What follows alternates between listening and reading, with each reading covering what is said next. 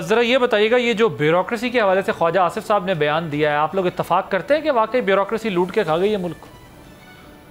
देखें, ब्यूरोक्रेसी जो है ना, अगर आप देखें तो एक तरफ यहाँ सियासत के अंदर लोग जो हैं वो आपके सामने हैं, नज़ीरें हैं। कोई 30 साल से, कोई 40 साल से पार्टी, कोई 20 साल से बैठी है। तो जिन्होंने इक़्तिदार के अंदर तमाम तर मामलात सिर्फ और सिर्फ इस पे फोकस रखे कि हमने मालो दौलत बनानी, जदादें बनानी हैं, मुल्क की तो कोई खिदमत नहीं की उन्होंने। जहाँ तक इमरान खान साहब की बात है तो उन्होंने ये बेड़ा उठाया कि पाकिस्तान को बेहतर करने के लिए हमें आगे बढ़ना चाहिए, पाकिस्तान में जमहूरी निज़ाम और रूल ऑफ लॉ हो। और इसके लिए उन्होंने पूरी कोशिश की, इंसाफ के लिए लड़े। और जहाँ उन्हें जो है वो रास्ते के अंदर उनके लिए जो है वो हर्डल्स पेश की गई और फिर उनको हटा दिया गया। 3 साढ़े 3 साल का टाइम था। तो सियासतदान जो है ना, वो भी अगर उनका ट्रैक रिकॉर्ड निकाल रहे हैं तो कोई, जो ख्वाजा साहब कह रहे हैं वो अपना रिकॉर्ड ही निकाल रहे हैं या अपने लीडरान का निकाल रहे हैं, तो कोई साफ नहीं है। ब्यूरोक्रेसी जो है उसका भी रोल अगर आप देखें तो एक बंदा इंग्लिश की बुनियाद के ऊपर CSS करके AC बनता है और फिर उसको डाले और वो उसको शशके जो नजर आते हैं DC, DPO या आगे जाकर सेक्रेटरी, चीफ सेक्रेटरी जाकर बनता है, तो वो अवाम से रब्ता उसका मुनक़ता हो जाता है। उसकी भी तवज्जो यही होती है कि मैं एक अलग क्लास हूँ और उस क्लास को मेंटेन करने के लिए वो हद तक जाता है। पाकिस्तान में आप देख लें ब्यूरोक्रेसी का जो सिस्टम है, इस इलेक्शन के अंदर ही देख लें, इन्हीं ब्यूरोक्रेट्स ने ख्वाजा आसिफ साहब और उनकी जमात को जिस तरह फार्म 47 के मुताबिक जितवाया। तो अब मुझे लग रहा है कि ये पैसों की तकसीम का जो मामला है ना, माले गनीमत वाला, उस पर लड़ाई चल गई है। शायद इनके हिस्से में कम आया है, जो कह रहे हैं कि सियासतदान तो बचा कुचा ही खाते हैं, पैसे तो सारे ये लेकर पुर्तगाल प्रॉपर्टियां बना रहे हैं।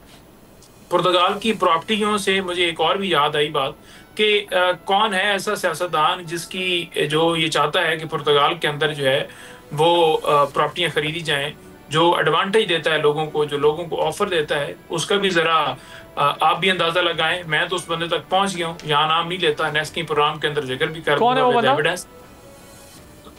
मैं विद एविडेंस आपसे बात करूंगा, आप भी जरा सर्च कीजिए कि नहीं, जो वो तो ठीक है, बट नाम तो आप बता सकते हैं ना, एविडेंस तो आप बाद में सबमिट भी करा सकते हैं। आप अंदाजा खुद लगाइए कि जो बंदा ये ऑफर करता है कि आप प्रॉपर्टी खरीदिए, आपको नेशनैलिटी मिल जाएगी, आपको वीजा मिल जाएगा, वो कौन है बंदा जो इस तरह की इन्वेस्टमेंट करता है। तो मुझे लग रहा है कि ख्वाजा साहब जो है ना, उनकी एक जो तीर है वो ब्यूरोक्रेसी की तरफ है, जहां उनको हिस्सा नहीं मिला, और एक तीर मुझे लगता है कि उधर भी है।